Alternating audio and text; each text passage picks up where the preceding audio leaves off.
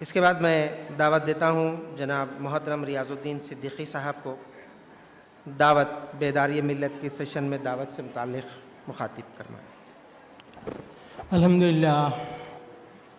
الحمدللہ رب العالمین والصلاة والسلام علی رسول الامین وآلہ واصحابہ اجمعین الی یوم الدین، اما بعد، قال اللہ تعالی فی القرآن المجید والفرقان الحمید ادعو الی سبیل ربک بالحکمۃ والموعظۃ وجادلہم باللتی ہی احسن ان ربک عالم بمن ضل عن سبیلہ وہو عالم بالمہتدین، صدق اللہ العظیم۔ وقال رسول اللہ صلی اللہ علیہ وسلم بلغ انی ولو آیا، او کما قال رسول اللہ صلی اللہ علیہ وسلم۔ آج کے اس عظیم اجتماع میں صدر نشین پر براجمان ذمہ داران حضرات اور کثیر تعداد میں میری بہنوں، بیٹیوں اور بھائیوں، السلام علیکم ورحمۃ اللہ وبرکاتہ۔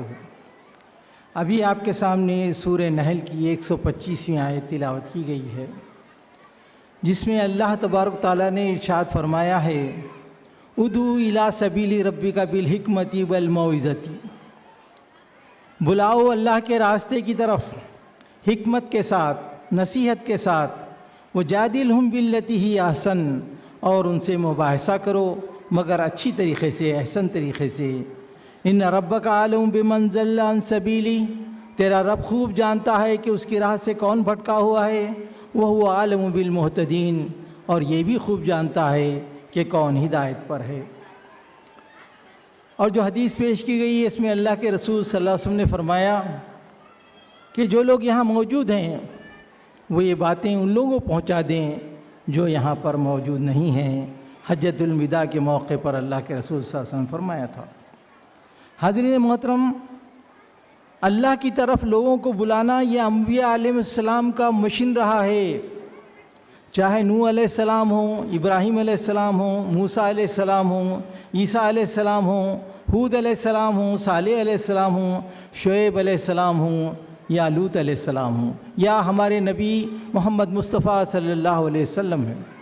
اللہ تبارک تعالیٰ نے سورہ مائدہ کی 66ویں آیت میں ارشاد فرمایا ہے یا ایھا الرسول بلغ ما انزل الیک من ربک فإن لم تفعل فما بلغت رسالته واللہ یعصمک من الناس۔ اے رسول صلی اللہ علیہ وسلم، پہنچا دیجئے جو کچھ آپ کے رب نے آپ پر نازل کیا ہے۔ فإن لم تفعل، اگر آپ نے یہ کام نہیں کیا، فما بلغت رسالته، آپ نے اس کی پیغمبری کا کام ہی انجام نہیں دیا۔ واللہ یعصمک من الناس، لوگوں سے مت ڈریے، اللہ تبارک تعالیٰ تمہیں لوگوں سے بچانے والا ہے۔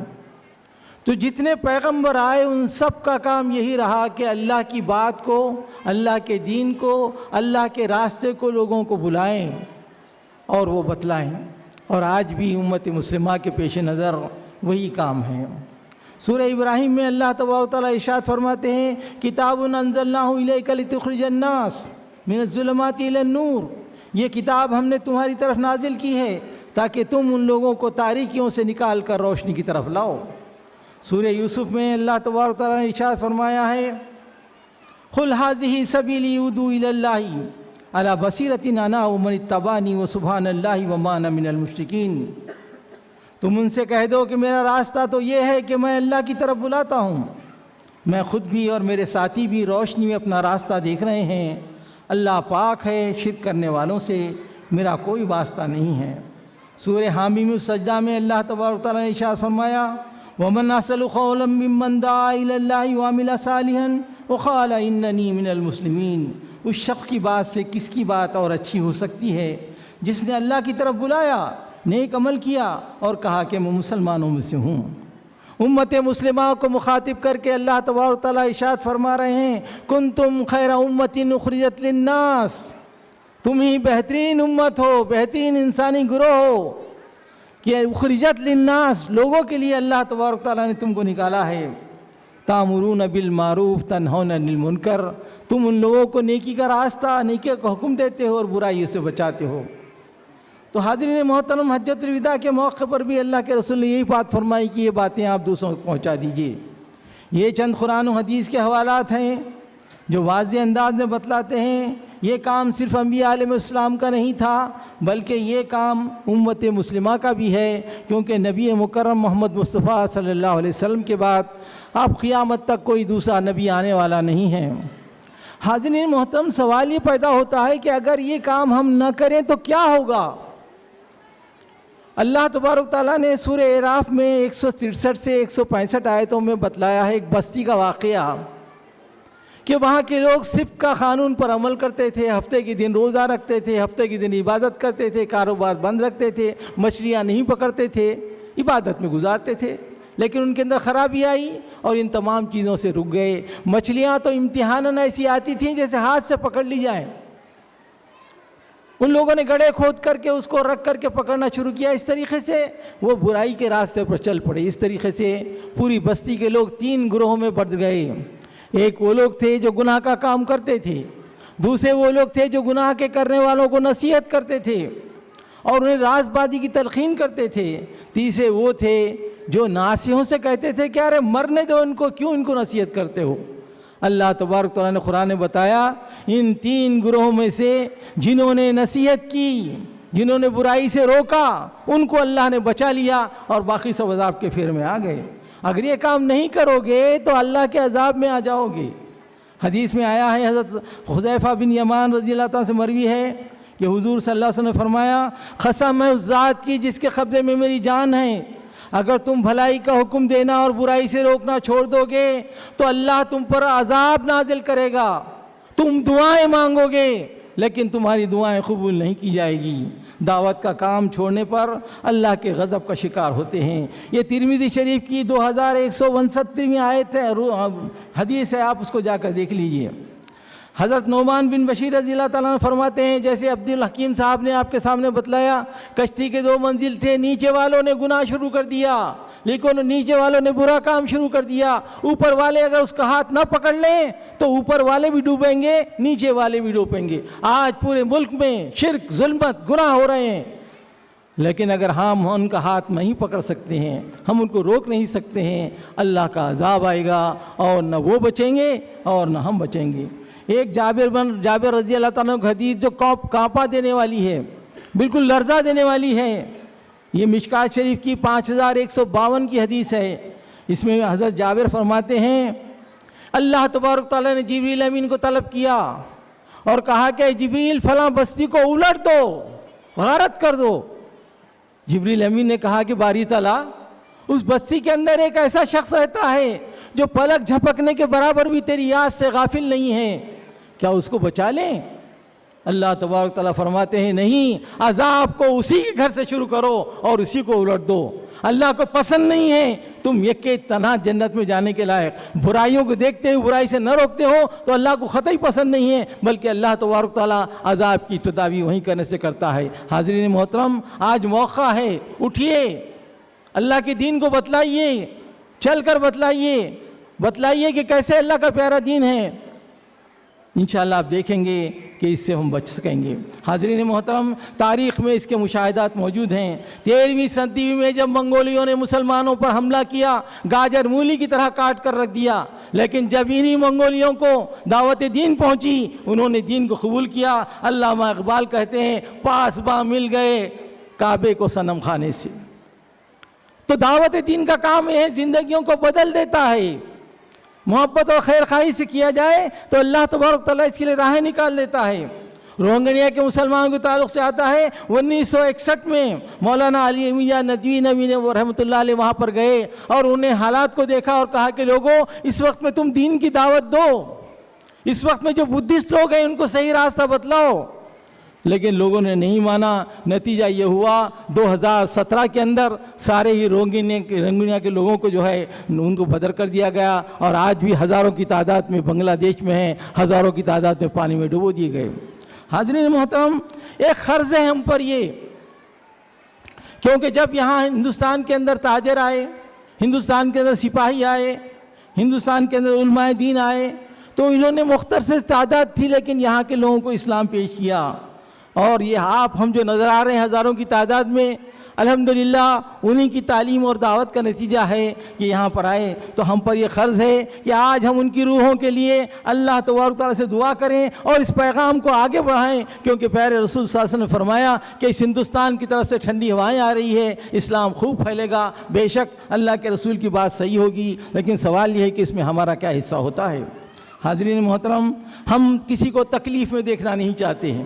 معمولی کوئی آدمی موٹر سائیکل پر جا رہا ہے, اس کا اسٹینڈ نہیں لگا ہے, معلوم ہے کہ اسٹینڈ نہیں لگانے کی وجہ سے آگے ایکسیڈنٹ ہو جائے گا, کسی اسپیڈ بریکر پر گر جائے گا, ہو سکتا ہے مر بھی جائے گا. آپ چلاتے ہیں اسپیڈ بریکر, انہیں اسٹینڈ اسٹینڈ اسٹینڈ, کیوں؟ آپ چاہتے ہیں کہ میرے بھائی کو تکلیف نہ پہنچے. ٹکر ہوتی ہے, ہندو دیکھتے نہیں, مسلمان دیکھتے نہیں, ایک آدمی تکلیف میں ہے, آپ دوڑ پڑتے ہیں. تو بھائیوں, اللہ تبارک تعالیٰ نے قرآن کریم میں فرمایا ہے لا يدخل الجنت حتى يلج الجمل في سم الخياط.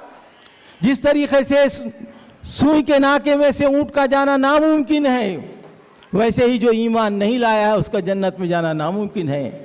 ہمارے اطراف و اکناف میں بہت سارے لوگ رہتے ہیں جن کو ہم بہت عزیز رکھتے ہیں, ان کے بغیر چائے نہیں پیتے ہیں, بڑی محبت ہے, ان سے ہونا بھی چاہیے اپنائے وطن سے محبت. تو کیا آپ ان کو دوزخ میں جلتے دیکھنا چاہتے ہیں؟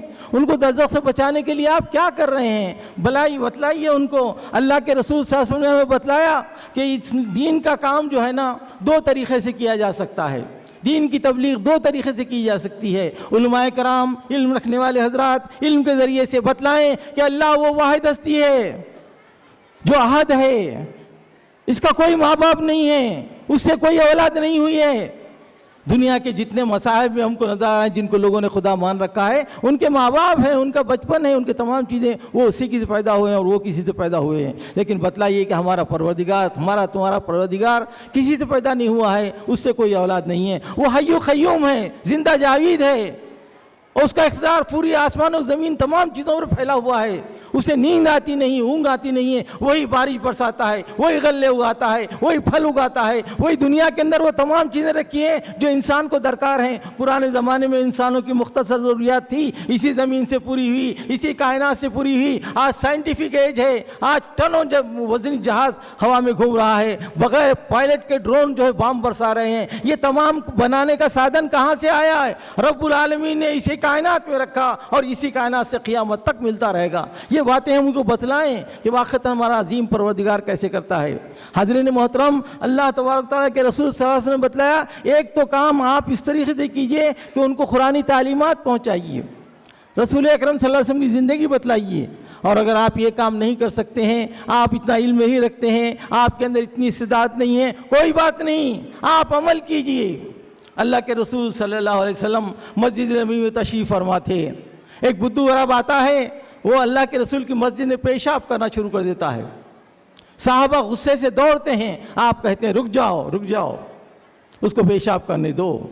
جب وہ پیشاب کر جاتا ہے تو اللہ کے رسول کہتے ہیں کہ چند ڈول پانی ڈال دو اس کے اوپر میں, اور اس طریقے سے وہ شخص دنگ رہ جاتا ہے دیکھ کر کے. میں تو ان کو ستانے کے لیے آیا تھا, میں تو اس توقع سے آیا تھا کہ مجھے ماریں گے, یہ مجھے جو ہے تکلیف دیں گے, لیکن یہاں پر اللہ کے رسول کے رویے کو دیکھ کر دوڑتا ہوا قبیلے کی طرف جاتا ہے, کہتا ہے واللہ ما زجرنی محمد واللہ ما قہرنی محمد, خدا کی قسم محمد صلی اللہ علیہ وسلم نے مجھے کوئی سخت بات نہیں کی, نہ مجھے جو ہے کسی قسم کی تکلیف پہنچائی. سارا قبیلہ ایمان لاتا ہے. یہ بھی ایک طریقہ ہے, معافی اور درگزر کا بھی ایک طریقہ ہے. اللہ کے رسول صلی اللہ علیہ وسلم جنگ حنین میں جوہران میں مال جمع کیے ہیں, اس وقت میں بکریاں پوری وادی میں چر رہی ہیں. ایک صاحب پوچھتے ہیں اے محمد کیا یہ بکریاں تمہاری ہیں صلی اللہ علیہ وسلم؟ آپ کہتے ہیں کیا تم چاہتے ہو کہ تمہاری ہو جائے؟ کہا کہ کیا ممکن ہے؟ کہا کہ ہو گئی تمہاری. بس وہ دوڑتا ہو اپنی قبیلے کی طرف جاتا اور کہتا ہے کہ لوگوں محمد بڑے دل کے مالک ہیں, وہ کوئی پرواہ نہیں کرتے ہیں کسی چیز کی, وہ آ جاؤ کھلے دل کے مالک ہیں, اسلام دین میں داخل ہو جاؤ. تو حاضرین محترم, کئی چھوٹے بڑے واقعات ہیں کہ اللہ کے رسول صلی اللہ علیہ وسلم نے اپنے عمل سے, اپنی خدمت سے, اپنی زبان کی شیرینی سے لوگوں کو گرویدہ بنا لیا. آج بھی یہ راستہ کھلا ہے, آج بھی آگے بڑھیے. آج آپ دیکھیں گے آپ کا نیک عمل, آپ کی قربانیاں مکمل طور سے لوگوں کو راغب کریں گی. معلوم ہوگا, لوگ گواہی دیں گے یہ مسلمان ہی کر سکتا ہے, 2000 کی نوٹ نکلی تھی. ایک صاحب جو ہے اسٹیشن پر ٹکٹ لینے کے لیے گئے, انہوں نے نظام آباد کا ٹکٹ لیا اور پھر ٹکٹ لے کر دوڑتے ہوئے پلیٹ فارم کی طرف آئے. اعلان ہوا کہ گاڑی لیٹ آ رہی ہے. انہوں نے دیکھا ذرا ٹکٹ تو دیکھ لوں, پیسے دیکھ لوں. دیکھا تو پیسے جو ہے 500 کی نوٹ زیادہ آ گئی تھی. وہ دوڑتے ہوئے کاؤنٹر پر پہنچے, کہا کہ سر کہا دیکھ رہے کیا چلا رہے ہیں, میں ٹکٹ دے رہا ہوں دیکھ رہے نہیں. کہا یہ سر 500 روپے آپ نے زیادہ دیے ہیں. آپ دیکھتے ہیں کہ اس کے اعضاء ڈھیلے پڑ گئے. اس کی نظریں کہہ رہی تھی کہ واقعتاً یہی اسلام ہوتا ہے. حاضرین محترم, بہت ساری چیزیں ہیں. آپ اس وقت میں ضرورت اس بات کی ہے, سفر کر رہے ہیں تو تھوڑا ہٹ جائیے, جگہ دیجیے. کچھ کھا رہے ہیں تو اپنے بھائی کو کھلائیے, اس کی بیماری میں کمزوری میں مدد دیجیے. ابھی میں بلڈانا گیا تھا, وہاں ایک جین ڈاکٹر بہت بڑا مشہور تھا, اس نے اپنے پورے جسم کو ڈونیٹ کر دیا. جب ہم گئے وہاں پر کوئی آنے کے لیے تیار نہیں تھا. ہمارے امیر سے کہا میں نے, تو انہوں نے کہا کہ مجھے ظہر کی نماز کے لیے آزاد جانا ہے. تو میں ایک صاحب کو لے کر پہنچا, وہاں ہزاروں لوگ ٹھہرے ہوئے تھے. جیسے ہی میں اس لباس میں پہنچا, بہت سارے لوگ اٹھ کر کھڑے ہو گئے. جب وہ معاش کے قریب میں پہنچا, اس کے لڑکے نے آ کر گلے سے لپٹ گیا. میں نے دھائیں رونے لگا. میں نے کہا کہ بیٹے سب کو مرنا ہے, کیوں رنج کرتے ہو؟ تمہارے ابا جی نے اتنا اچھا کام کیا ہے کہ پورے جسم کو جو ہے ڈونیٹ کر دیا ہے, اور یقیناً اللہ پہ بھروسہ رکھو, یقیناً تم کو جو ہے دے گا, سکون دے گا. تو حاضرین محترم, ایسے موقعوں سے فائدہ اٹھاتے ہوئے ہم دین کی بات ان تک پہنچیں, دین اسلام کی بات کو پہنچائیں, غمیت میں, غمخواری میں, اور مختلف طریقے سے ان کا ساتھ دیں. ابھی آپ نے جو ہے دیکھا کہ مسافر پیدل چل رہے تھے, امت مسلمہ نے آگے بڑھ کر ان کا کھانے پینے کا انتظام کیا. ساری دنیا کے دلوں میں جگہ ہو گئی. یہ کورونا کے مریضوں کو دفن کیا غیر مسلموں کو لے جا کر کے, ساری دنیا دنگ رہ گئی. دنیا کو یہ معلوم ہو گیا مسلمان ہی ہیں جو کام کر سکتے ہیں. آج ضرورت اس بات کی ہے کہ آپ اسلامی تعلیمات پر چلیں. ہماری بہنوں کو بھی کہنا یہی ہے, امت شریک نے مکمل طور سے دعوت دین دی, اور امت شریک کو اونٹ پر بٹھا کر بھیجا گیا. تو اوپر سے ایک ڈول آیا, ان کے سینے کے پر ٹھنڈک محسوس ہوئی. انہوں نے دیکھا کہ پانی کا ڈول ہے, پانی پیا, پھر ڈول اوپر چلا گیا, پانی پیا, پھر ڈول اوپر چلا گیا, یہاں تک کہ پانی کو انہوں نے چرابور ڈال لیا. بعد میں جو ہے جب وہ لوگوں نے پوچھا کہ امت شریک پانی کہاں سے آیا, کہا کہ اسی پروردگار نے بھیجا ہے. سارے خلیفہ قبیلے کے قافلے کے لوگ اسلام لا لیے. حاضرین محترم, مردوں نے نہیں عورتوں نے بھی اللہ کے دین کو پھیلانے کا کام کیا. آج ہماری بہنیں گھر گھر جا رہی ہیں, تحفے تحائف دے رہی ہیں, کتابیں دے رہی ہیں.